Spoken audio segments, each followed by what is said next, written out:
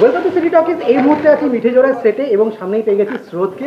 কেমন আছো আগে শুনি সবাই? আমি খুব ভালো আছি আর আশা করি সবাই খুব ভালো আছে। আর এখানে আমি আজকে আপনাদেরকে পুরো ফ্লোরটাকে ঘুরিয়ে দেখাবো, মানে কোথায় কি হয়, কোথায় কি হয় সবই দেখাবো, সবই বলবো। আর এই সব থেকে আগে যেখানে আছি সেখান থেকেই শুরু করি। এই যে বিরাট বড় জায়গাটা দেখিনি, বিরাট বড় জায়গাটাকে। হ্যাঁ, তো এই জায়গাটাতে আপনারা যদি গেস করতে পারেন এটা অনেক কিছুই হয়। মানে এটা সৌর্যর বসার ঘর হয়, এটা আমার কলেজের অডিটোরিয়াম হয়, এটা আমাদের মেডিকেল ক্যাম্পের অনেক কিছুই হয়। মানে সব কিছু মানে গুছিয়ে ওখান থেকে আমাকে লুকস দেওয়া হচ্ছে। জয়দীপ দা আমাকে লুকস দিচ্ছে এখান থেকে। তুমি কি কিছু বলবে? আমি সব সিক্রেট সবাইকে দেখাতে নেই, সবাইকে বলতে নেই, এগুলো আমাদের ক্ষমতার মধ্যে। হ্যাঁ হ্যাঁ হ্যাঁ, একদমই ঠিক। সবকিছু বলবো না, কিন্তু একটু একটু বলে যাব। হ্যাঁ, তো এবার আমরা ওই দিকে চলে যাব। তো এখান থেকে হ্যাঁ, এখানে অল প্যাকআপ হয়ে গেছে, তারপরও আমি আপনাদের সাথে আড্ডা মারছি, তো তাই জন্যই দেখিয়ে দিচ্ছি। টাটা সবাই। তো এই যে এই রুমটায় চলে আসি। এটা হলো আমার, মানে আমার নয়, সার্থক স্যারের বাড়ি। সার্থক স্যারের বাড়ি ওই, আর এটাই সার্থক স্যারের বাড়ি, এটাই আমার প্রিন্সিপাল অফিস। ওই যে ওখানে প্রিন্সিপাল অফিস, এটাই হলো। দেখিনি সুন্দর করে সাজানো আছে, শুধু কয়েকটা জিনিস পাল্টে যায় তখন ওটা হয়ে যায় আমার প্রিন্সিপালের অফিস, যেখানে সার্থক স্যার আমাকে বকাবকি করে, যেটা সব মানে প্রত্যেকটা এপিসোডেই করে। মানে আমার সাথে মানে কি যে শত্রুতা আছে আমি বুঝতে পারি না।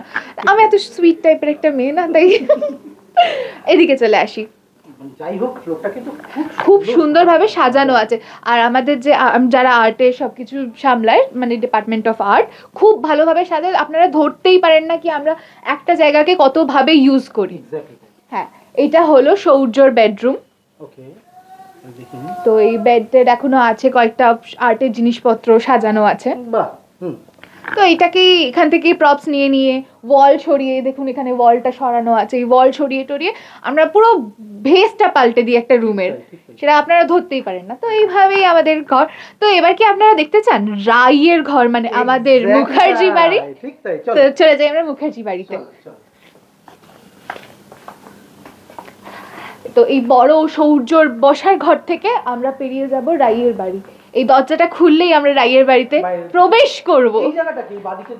এই জায়গাটা তেমন ভাবে ইউজ হয় না, স্টোরের মতো করে রাখা আছে। হ্যাঁ, এটা ইউজ হয় না, কিন্তু কোনো না কোনো টাইমে আমরা ইউজ করেই ফেলবো, মানে কোনো একটা স্পেশাল সেটে। এই সুন্দর একটা সিঁড়ি দেখতে পাচ্ছি, এই জায়গাটা কি হয়?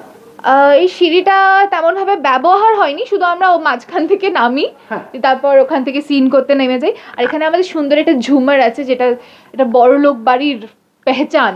বাহ, বেশ ভালো, সুন্দর ফিল দিচ্ছে এবং সুন্দর একটা ব্যালকনি টাইপের। হ্যাঁ, এইখানে সিন করতে আমার খুব, মানে সিন করার খুব ইচ্ছা। ওই সঞ্জয় লীলা বনসালি টাইপস একটা ফিল আসবে। এবং যেখানে যাচ্ছিলাম, হ্যাঁ, যেখানে আমরা প্রবেশ করব মুখার্জি বাড়িতে আমাদের। এই যে আমাদের মুখার্জি বাড়ি, একটা বনেদিয়ানা ফিল আছে, বেশ সুন্দর। দেখুন এখানে ইয়ে করা আছে, দেখা যাচ্ছে? বেশ সুন্দর, বেশ সুন্দর। হ্যাঁ, এই যে ঢুকে এসে এটা আমাদের উঠোন, এটা আমাদের মেন ডোর। আচ্ছা, ওকে। এখান থেকে এসে সৌর্য ঝামেলা করেছিল, আপনাদের এপিসোডে আপনারা দেখেছেন। এই যে আমাদের সিঁড়ি কোথায় উঠে যায় সেটা আমরা নিজেরাও জানি না। একদমই ঠিক। হ্যাঁ, তো এই যে এখানে আমাদের উঠোন, উঠোনে বেসিনটা চলে গেছে। এখানে একটা বেসিন থাকে আমাদের, আমি বেসিন খুঁজে পাচ্ছি না। বাহ, এই সুন্দর করে পর্দাটা সরিয়ে এখানেই প্রথম মনে হয় সেই অনি রাতের বেলা দেখা করতে এসেছিল রাইয়ের সাথে, ঠিক? অন্ধকারে। ইয়েস, এখনো অন্ধকার, ওই টাইপের ফিলই আসছে যেহেতু সেট। হ্যাঁ, ঠিক আছে। তো এই মুখার্জি বাড়ির এইটুকুনি আমাদের সেট। এখানেই রান্নাঘর হয়, এটা মুখার্জি বাড়ির একটা ফিল আসে। এখানে যত ঝামেলা ঝগড়া আমাদের পরিবারের সব কিছু এই মুখার্জি বাড়িতেই। তো এইভাবেই আমি আমাদের ফ্লোর ট্যুরটাকে হ্যাঁ এক্সপ্লোর করলাম, ফ্লোর ট্যুরটাকে এন্ড করছি। একদম, থ্যাংক ইউ। তুমি আমাকে খালি বলে দাও জিনিস, সেটা হচ্ছে যে এতদিন তো কাজ করছো, কতটা অ্যাটাচমেন্ট তৈরি হলো তোমার ফ্লোরের সাথে?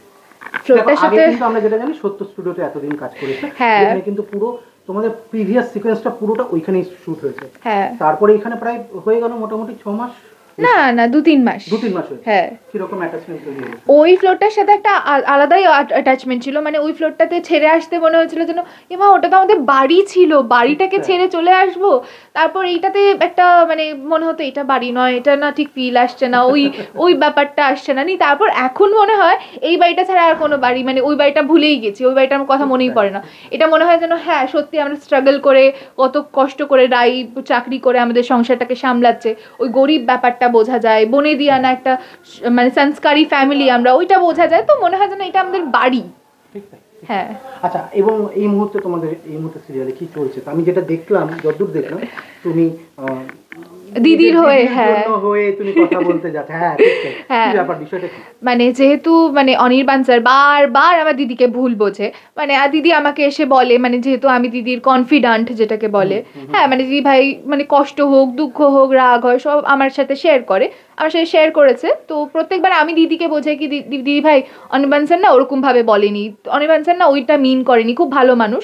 তো এইবার আমার মনে হয়েছে দিদি ভাইকে না, এবার আমার অনির্বাণ স্যারকে বোঝানো উচিত, তাই আমি গেছি কথা বলেছি। এইবার কথা বলার পর কি চমক আসে সেটা জানতে হলে দেখতে হবে মিঠি ঝরা, সোম থেকে শুক্র রাত 10টায় জি বাংলায়। আচ্ছা, এক দিদির তো বিয়ে হয়ে গেল, এক দিদি প্রেমের ইয়েতে মানে জোয়ারে ভাসছে বলতে পারো, তোমার কি খবর? আমি তো দিদিভাইয়ের কাছ থেকেই প্রেম শিখছি এখন, আস্তে আস্তে ঝগড়া ঝাঁটি সবকিছু করতে করতে মনে হয় প্রেমটা হয়েই যাবে। এবার প্রেমটা হয় কিনা সেটা জানতে হলে তো দেখতে হবে মিঠি ঝরা। অনেক শুভেচ্ছা তোমাকে, থ্যাংক ইউ ভেরি মাচ, খুব ভালো থেকো, আর এরকম ভাবেই আমরা এগিয়ে যাবো, আরো এগিয়ে যাবো, একদমই। Thank you very much. Thank you.